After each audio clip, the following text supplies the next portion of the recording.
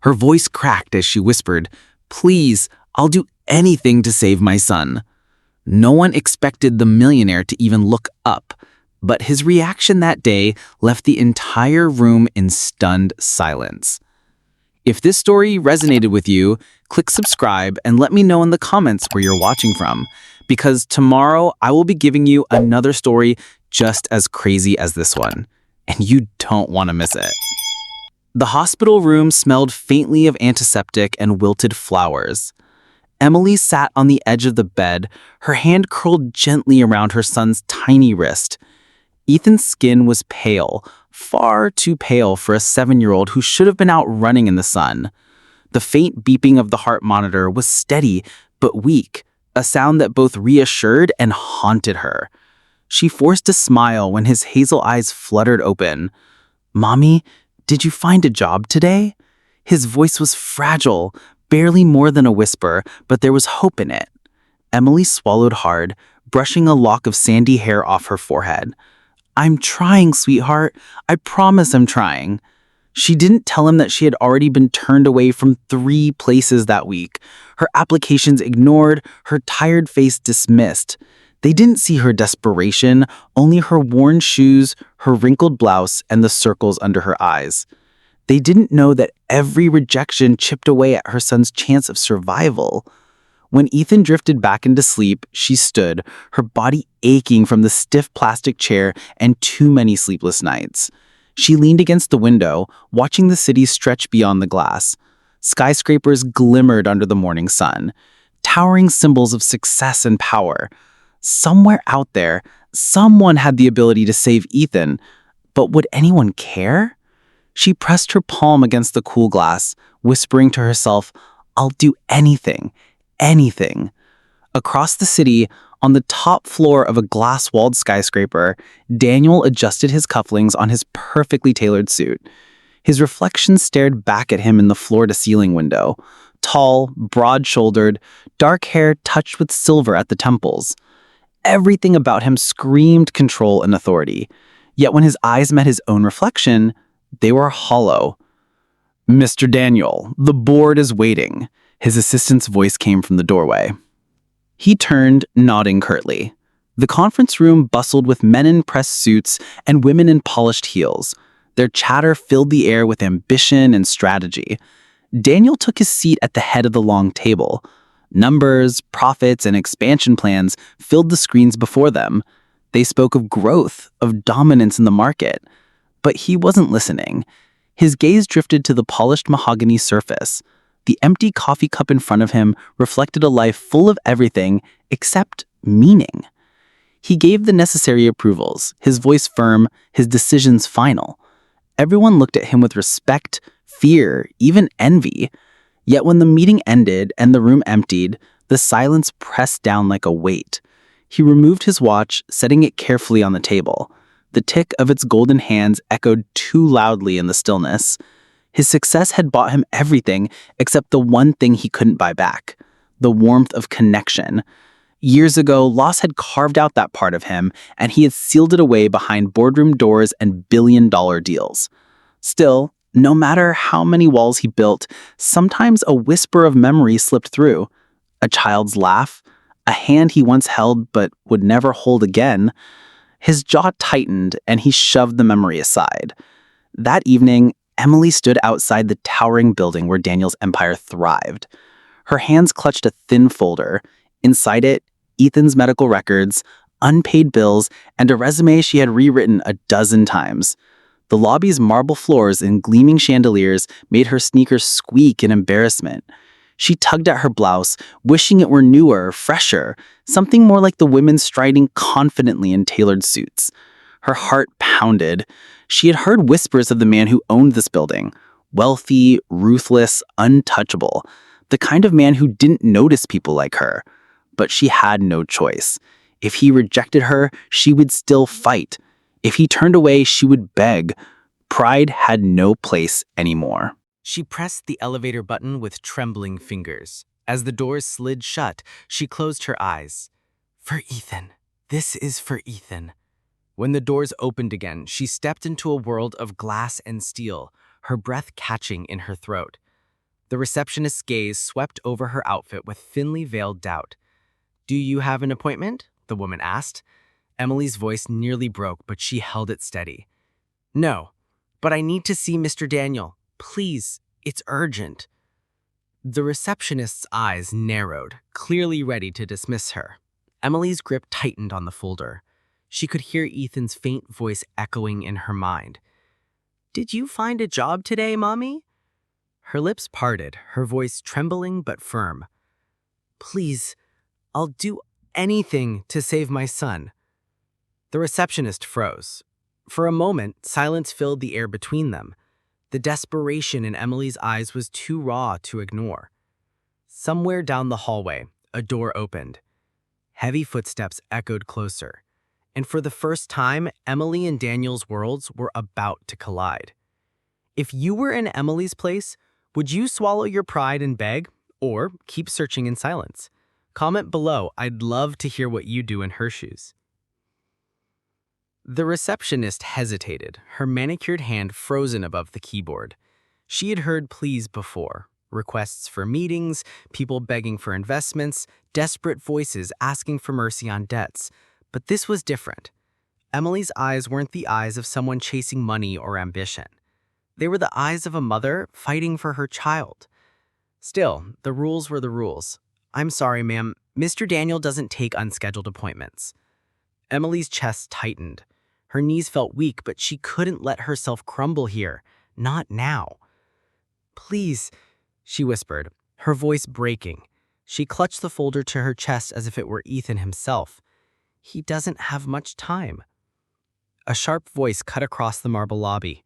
"What's going on here?" The receptionist straightened immediately.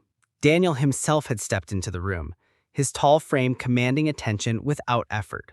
He wore his authority like another suit, perfectly fitted, impossible to ignore. His dark eyes flicked from the receptionist to Emily, pausing on her trembling hands.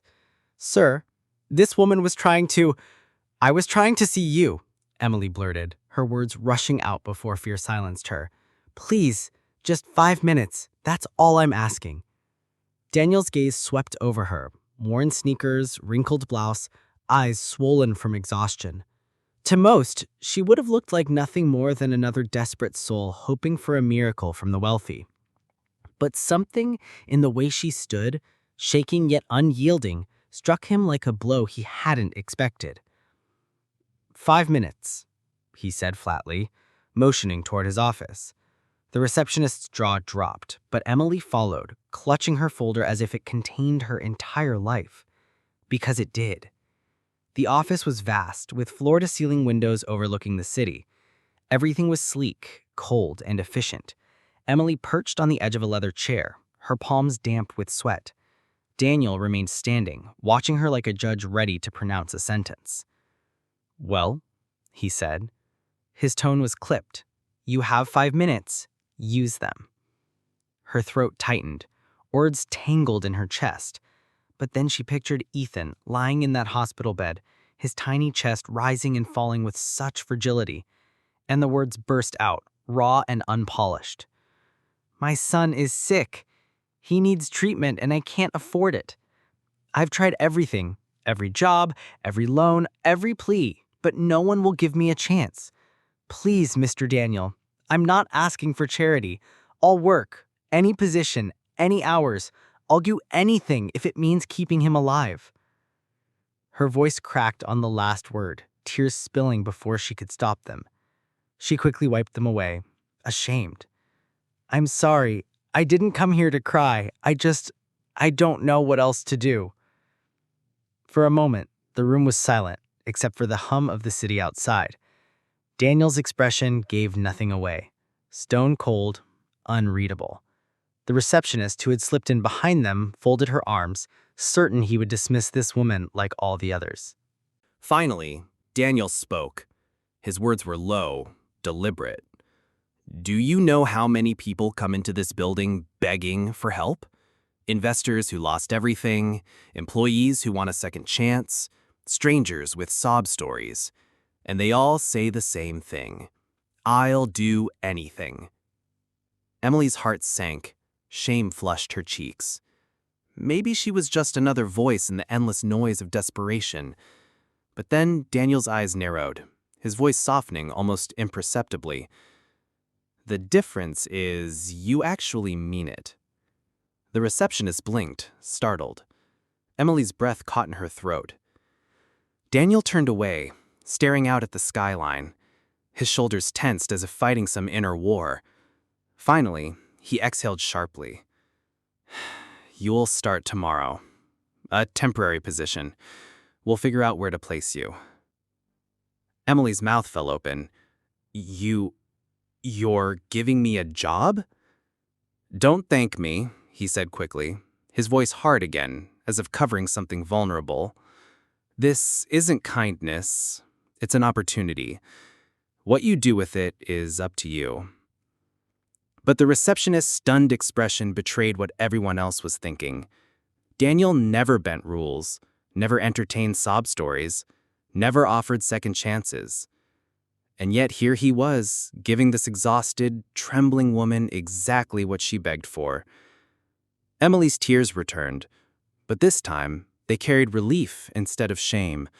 She clutched the folder to her chest, whispering, "Thank you. You have no idea what this means."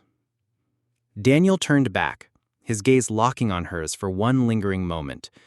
For reasons he couldn't explain, her desperation had cracked something inside him, and he hated how much it mattered. "Don't waste it," he said. As Emily left the office, the receptionist leaned toward a colleague, whispering furiously, "Did you see that? Daniel actually listened to her. What just happened?" But Daniel stood at the window, his reflection staring back at him. He told himself it was just business, just a decision, just another number added to the ledger of his empire. Yet deep inside, a truth stirred he could no longer deny. This woman, with her tear-streaked face and trembling voice, had left him speechless. Emily barely slept that night. She lay awake on the stiff cot in Ethan's hospital room, listening to the slow rhythm of his breathing. The words replayed over and over in her mind. "You'll start tomorrow." It should have been a relief. It should have been a triumph. But instead, her stomach twisted with nerves. What if he regretted it? What if he fired her on the spot? What if she wasn't enough? Her gaze shifted to Ethan, curled beneath thin hospital blankets. She reached out, brushing her fingers against his small hand. "For you, sweetheart, I'll face whatever comes." The next morning, Emily arrived at Daniel's building with the same folder pressed to her chest, though she knew it was unnecessary now. She wore the only other blouse she owned, a pale pink one with a missing button at the cuff, and a skirt that had seen better days. The receptionist barely looked at her before muttering, "Wait here." Emily sat in the lobby, the marble floors gleaming beneath her scuffed flats. Executives passed by in tailored suits, glancing at her as though she were a misplaced shadow in their world. She kept her chin up, though her heart hammered. Finally, Daniel appeared, his suit as sharp as his expression. He didn't greet her, didn't even pause. "Follow me," he said curtly. She hurried after him down the hall, her folder pressed tight to her ribs. His office was just as intimidating as before, but this time, he didn't invite her to sit. Instead, he stood behind his desk, arms crossed. "I've arranged for you to assist in the records department. Filing, sorting, data entry. It's menial, but it's work. You'll report to my assistant at 9 every morning. Understood?" Emily nodded quickly. "Yes, thank you." Daniel's eyes narrowed. "Don't thank me. Earn it." The words stung, not because they were cruel, but because they carried a warning. He wanted distance. He wanted this to be transactional. "I will," she said softly, but there was steel in her voice. "I don't want your charity. I want to work." Something flickered in his gaze, something almost like respect, but he masked it instantly. "Good, then we understand each other." The day passed in a blur of paperwork. Emily sat at a cramped desk in a back office, surrounded by filing cabinets and stocks of unorganized documents.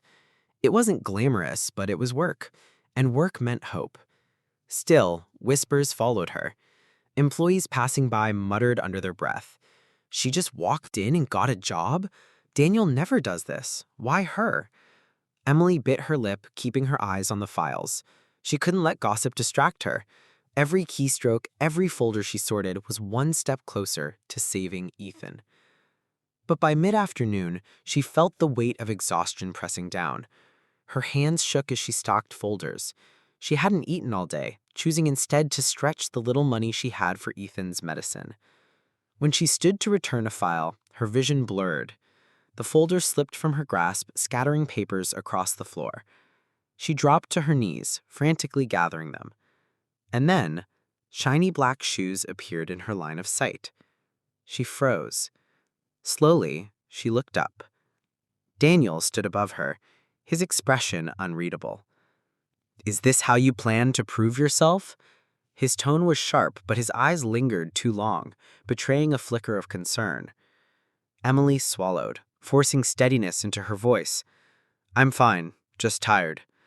She gathered the last paper and stood, her legs wobbling slightly. "You should take care of yourself," Daniel said before he could stop himself. The words slipped out softer than intended. Emily blinked, startled.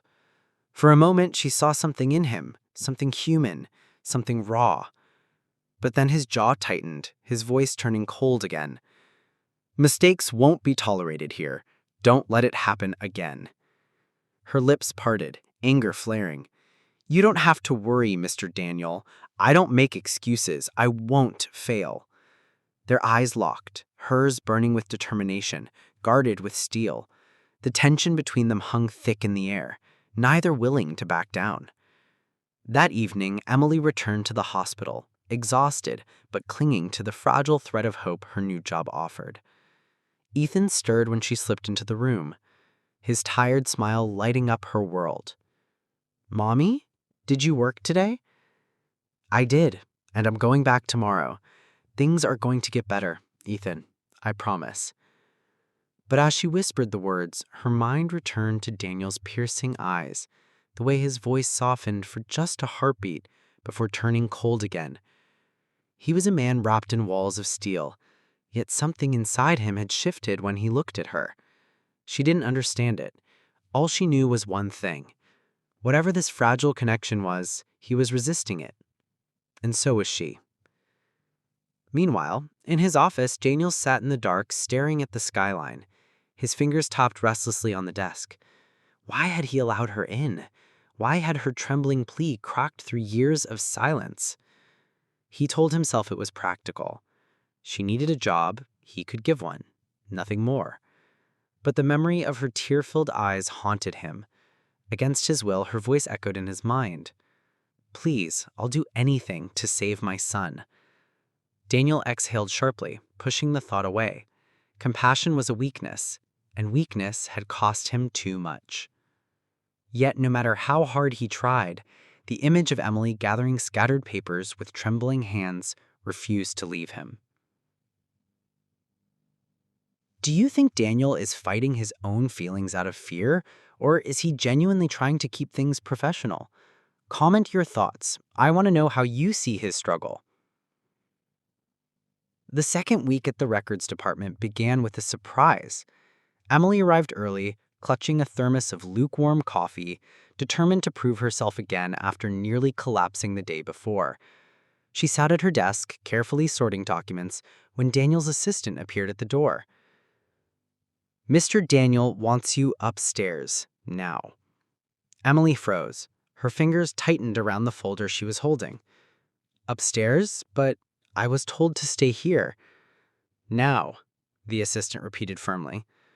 Her heart hammered as she followed through the sleek hallways and into the golden elevator that soared to the top floor. The polished doors opened to Daniel's private office, where the air seemed thicker, heavier. Daniel was already standing behind his desk, his expression unreadable as always. "You'll be assisting me directly this week," he said without preamble. Emily blinked, stunned. "Me?" "Unless you prefer filing papers in the basement," he replied dryly. "This project requires discretion and efficiency. My staff lacks both. She wanted to protest, to remind him that she wasn't trained for executive-level work. But then she thought of Ethan, his frail smile, his weak little hands clutching hers in the hospital bed. She straightened her back. I'll do it. The first few hours were unbearable. She sat across from him at the wide desk, typing notes as he dictated. His voice was steady, commanding, his words sharp with precision. Papers shuffled, pens clicked, the silence between them punctuated by nothing but the city's hum outside. Every so often, her eyes strayed toward him, only to find his gaze already fixed on her. Neither spoke of it, but the air tightened each time their eyes met. When the clock struck noon, Emily pulled a sandwich wrapped in wax paper from her bag. Daniel raised an eyebrow. "You're eating here?" She nodded. "I don't have time to leave. Besides, this is all I can afford." His gaze lingered on the thin sandwich before he looked back at his computer screen. "You should eat properly. Energy is critical if you are to be productive."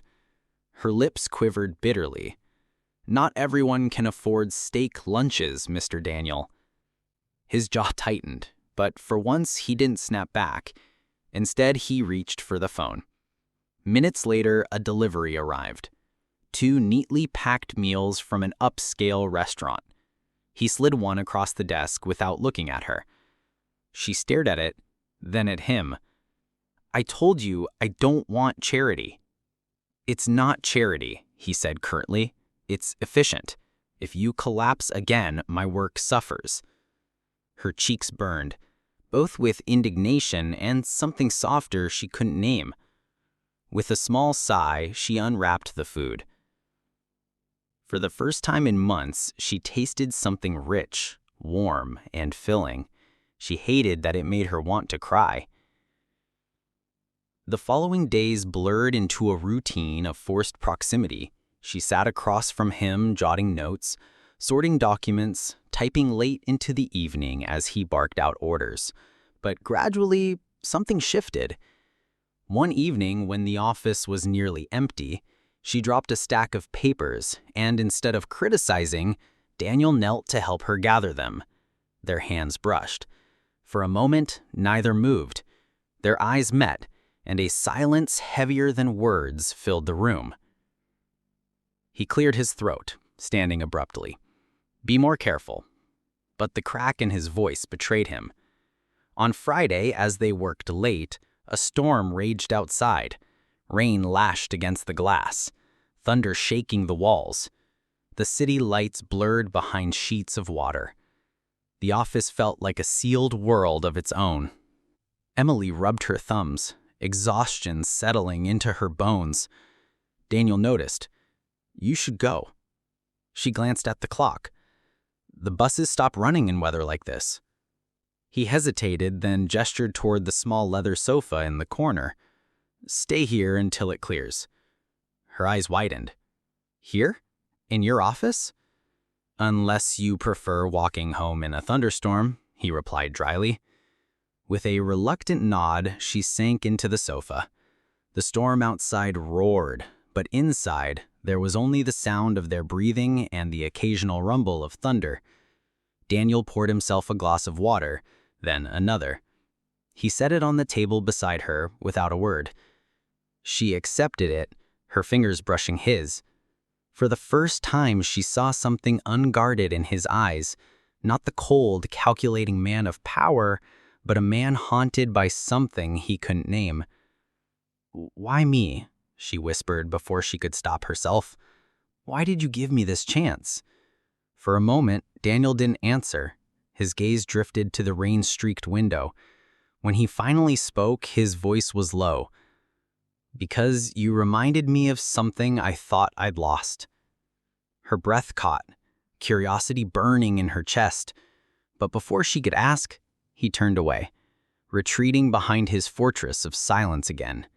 And yet, the question lingered between them, pulsing like the thunder outside. What was it that she reminded him of? That night, Emily lay awake on the sofa, the storm easing outside. She closed her eyes, replaying his words over and over. Something I thought I'd lost. She didn't know what it meant, but she knew this. The walls between them were beginning to crack. And once they broke, nothing would ever be the same. The following week dragged Emily through a storm of exhaustion. Each day she worked under Daniel's sharp eye, and each night she returned to the hospital, her body aching from the weight of both worlds. She kept telling herself it was worth it. Every keystroke, every file, every sleepless night. But Ethan was getting worse. One Tuesday evening, she arrived at the hospital to find his small frame curled tighter under the blankets, his breath shallow, his lips pale. Panic surged through her chest. "Ethan?" She dropped her bag and rushed to his side. His eyes fluttered open, weak but still clinging to that familiar light. "Hi, Mommy." Her throat tightened. "Sweetheart, how are you feeling?" He gave her a tiny smile, his voice barely audible. "Tired, but I waited for you." Emily cradled his hand, tears burning her eyes. She leaned close, whispering fiercely, "Don't you dare give up on me. You hear me? I'm fighting for you. I'll never stop fighting." The machines beeped steadily, but the sound felt fragile, like one wrong breath could shatter everything. She stayed with him until his breathing evened out, then slipped into the hallway, her chest heaving. She pressed her back against the wall, clutching her face with trembling hands. "I can't lose him.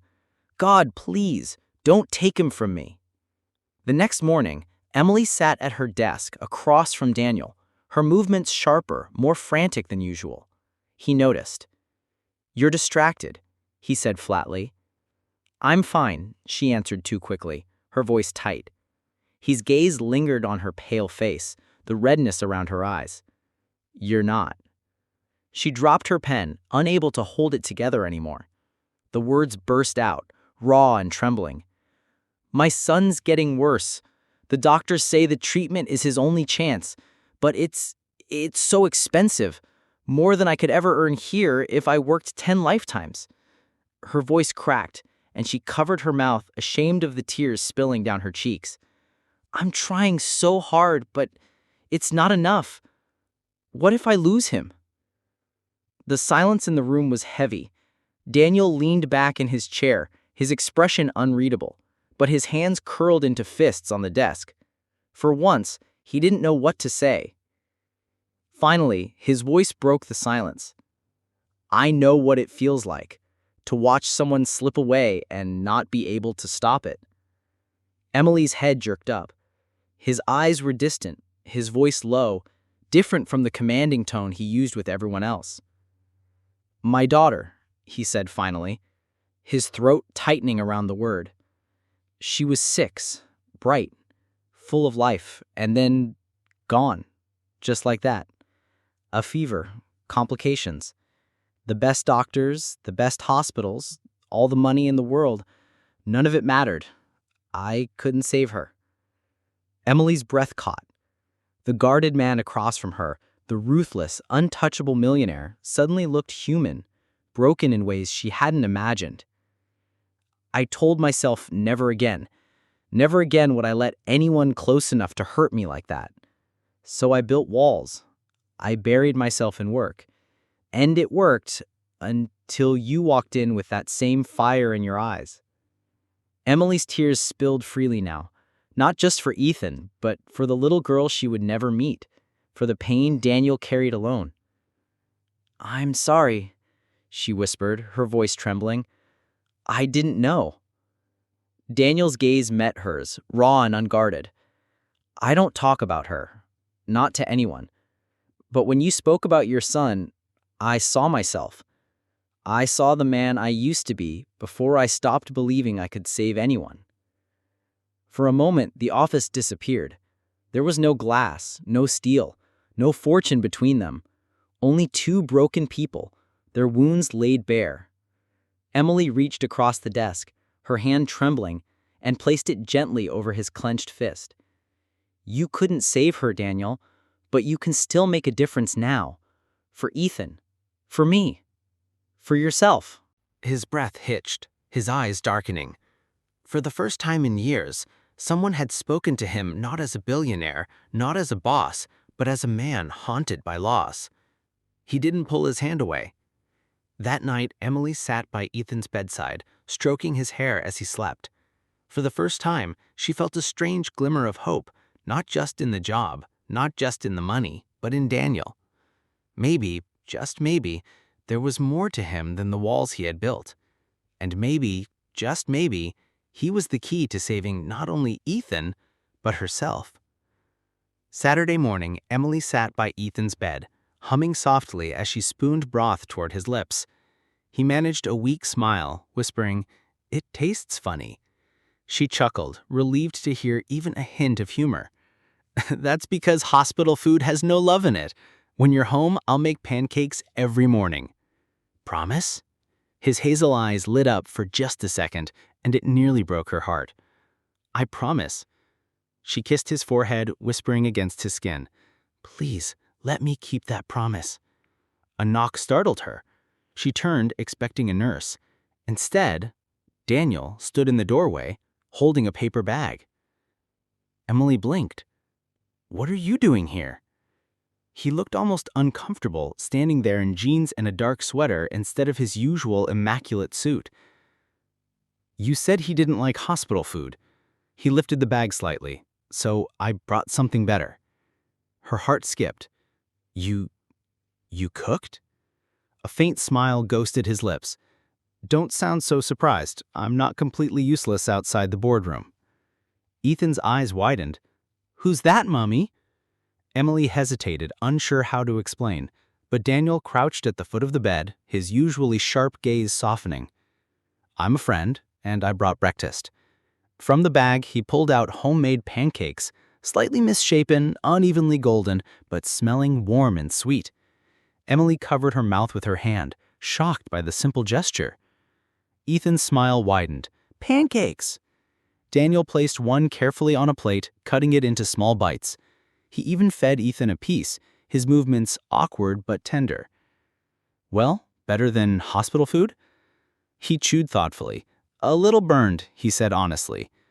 For the first time in years, Daniel laughed, really laughed.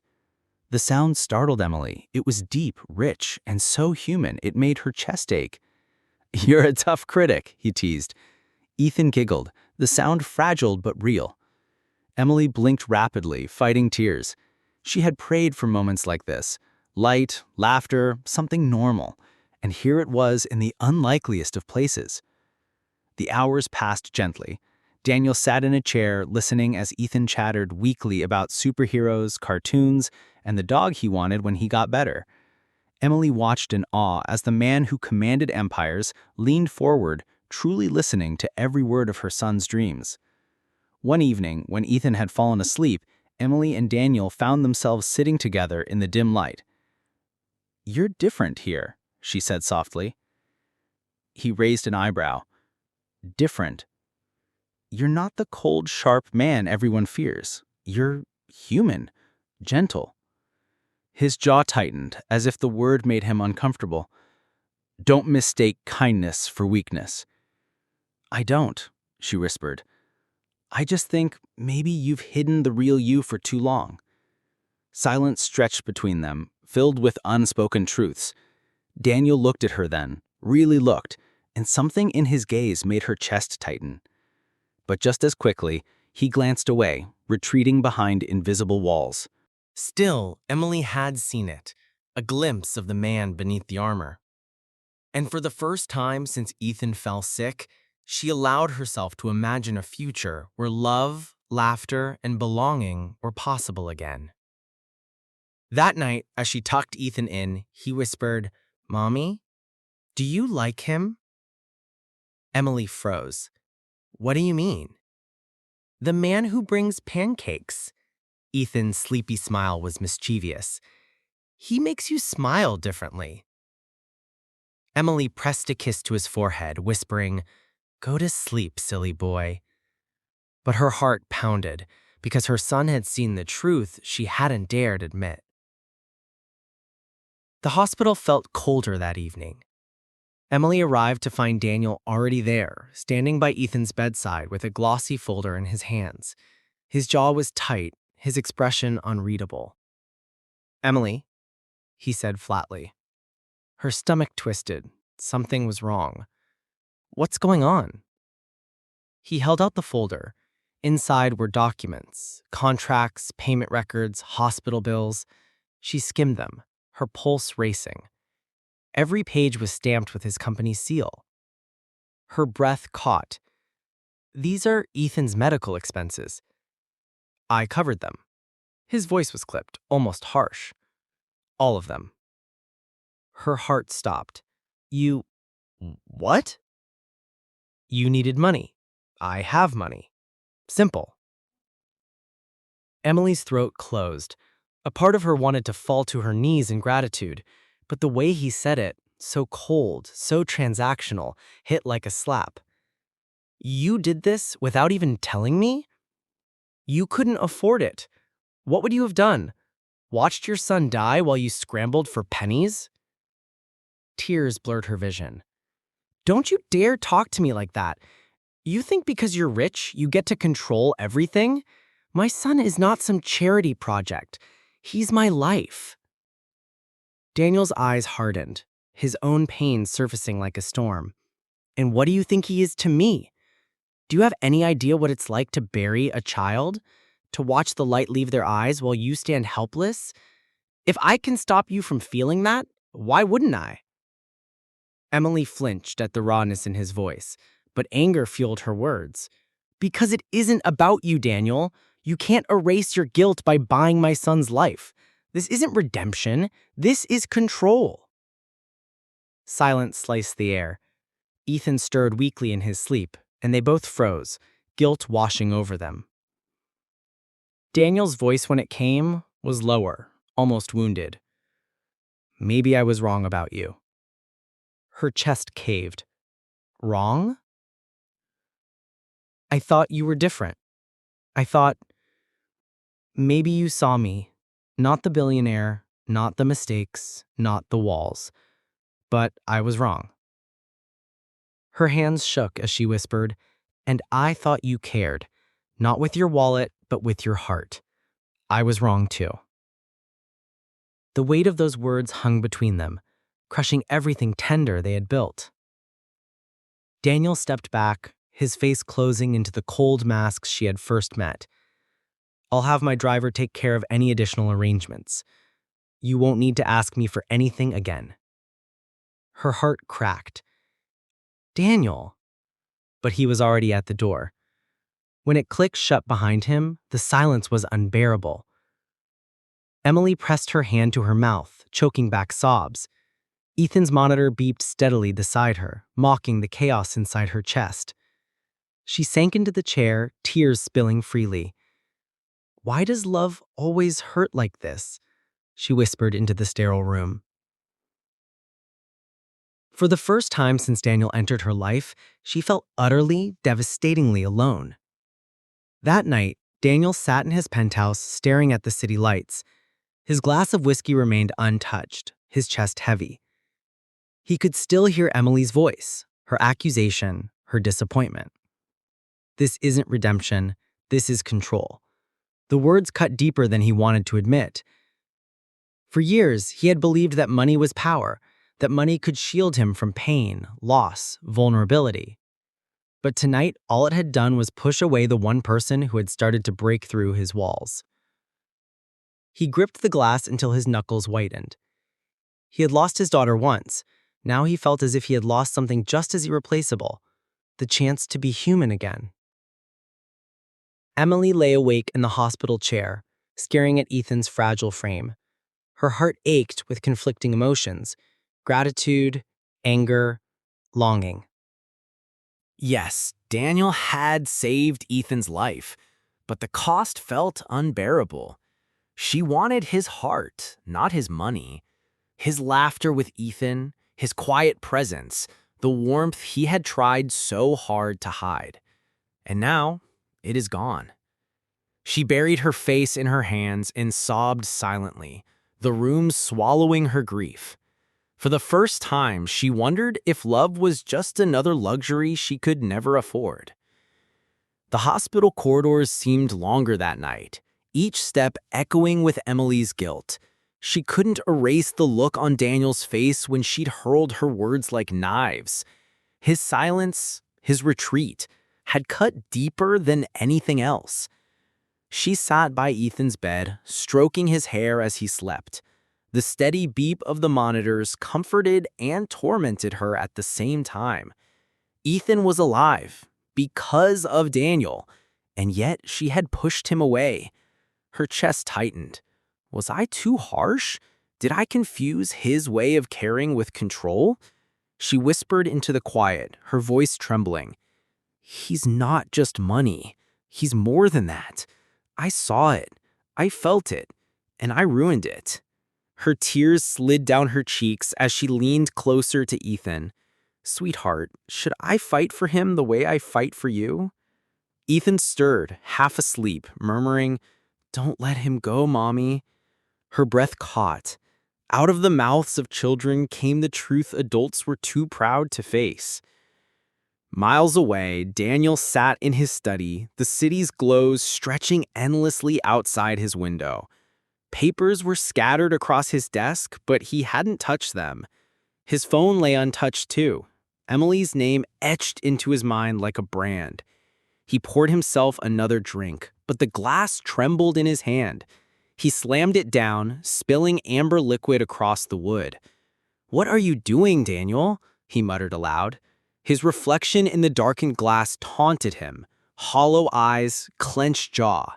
The face of a man who had everything, yet nothing at all. Emily's voice haunted him. This isn't redemption. This is control. He had meant to help. He had meant to save. But maybe, just maybe, she was right. He hadn't trusted her strength.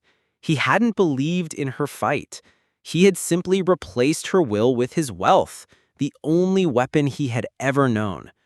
His throat tightened. I don't want to lose her. The admission startled him. It had been years since he admitted wanting anything beyond success or survival, but now he couldn't deny it. Emily mattered. Ethan mattered. He closed his eyes, wrestling with the choice. Reach out and risk rejection, or stay silent and watch the fragile light he'd found disappear forever. Back in the hospital, Emily opened her worn notebook, the one she carried to jot down bills, schedules, and lists of things she could never afford. On the last page, she began to write, her hand trembling. Daniel, I don't want your money. I want your heart. I want the man who laughed with Ethan, who made pancakes, who let me see the cracks in his armor. Please don't hide from me. Please don't leave us. She stared at the words, her tears blurring the ink. Would she ever have the courage to hand him this letter? Or would pride chain her to silence?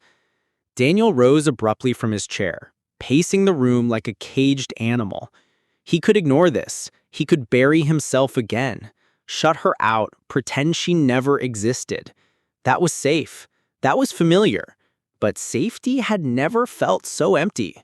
For the first time in years, he wanted to risk everything. Not for a deal, not for profit, but for love. He grabbed his coat, his heart pounding with unfamiliar urgency. Tonight, he would decide. At the hospital, Emily sat awake long after Ethan had drifted into dreams. She clutched the folded letter in her hand, staring at the door, wondering if Daniel would ever walk through it again. Her heart whispered one truth over and over. I can live without his money, but I don't want to live without him. The night air between them was thick with unanswered questions, each of them alone in their separate spaces, teetering on the edge of pride and surrender. And somewhere in that silence, both Daniel and Emily made the same choice. To try. The next morning dawned pale and quiet, soft sunlight spilling across Ethan's hospital bed. Emily sat in her chair, her head resting against the wall, the folded letter clutched in her trembling hands. She hadn't slept. Every hour that passed without Daniel's presence only deepened the ache in her chest. She whispered to herself, "If I see him again, I'll tell him everything. No pride, no fear." The door creaked open. Emily's head snapped up, her breath caught. Daniel stood there, not in his armor of tailored suits, but in simple clothes, his hair tousled as if he hadn't slept either. In his hand, he carried nothing but a single white lily, its stem trembling as much as his fingers. For a moment, neither spoke. The air between them was thick, fragile, heavy with all that had gone unsaid. Finally, Daniel cleared his throat. His voice was low, roughened. "Emily, I was wrong." Her heart raced. "Daniel." "No. Let me say this. I thought money was all I had left to give. It's how I've survived, how I've made sense of a world that took my daughter from me.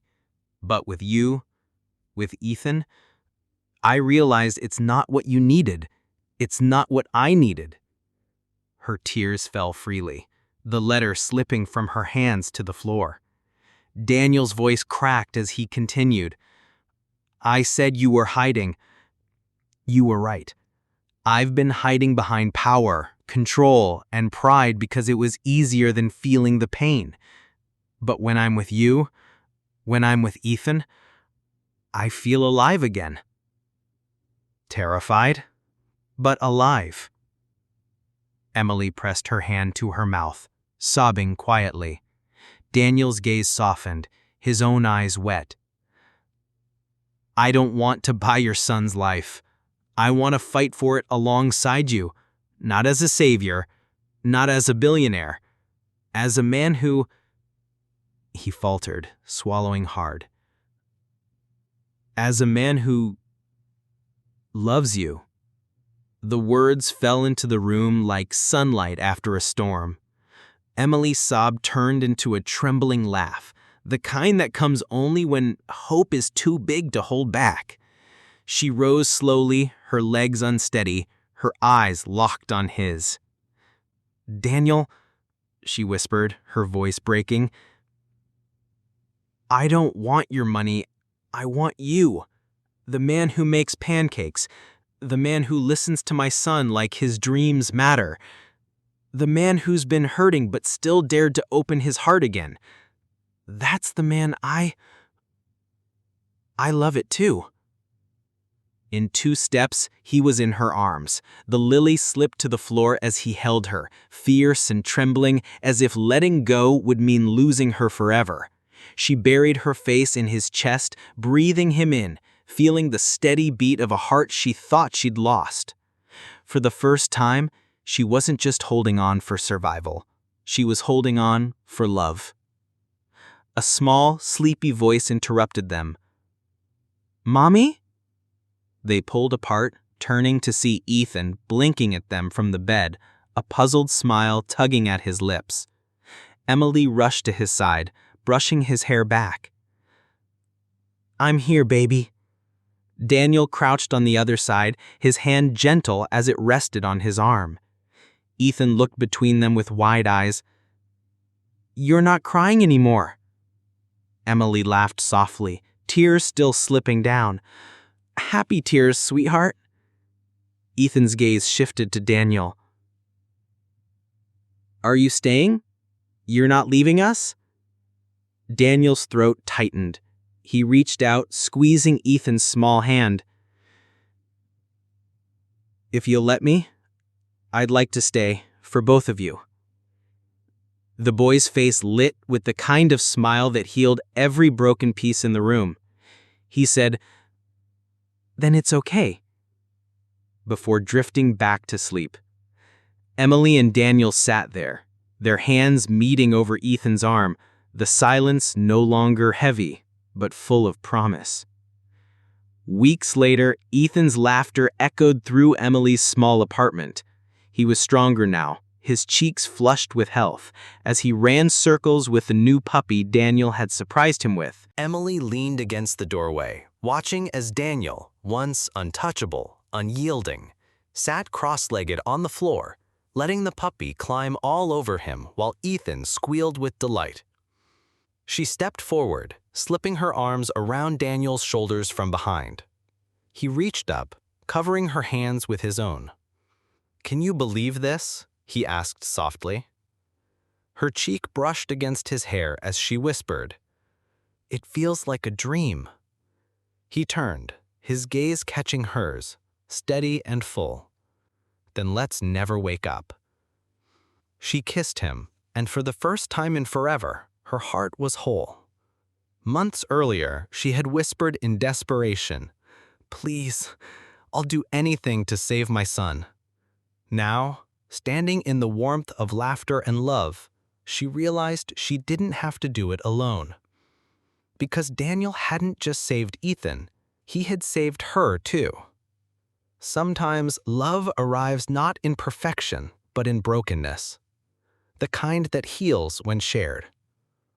What would you have done if you were Emily? Trusted Daniel's help or walked away from his money?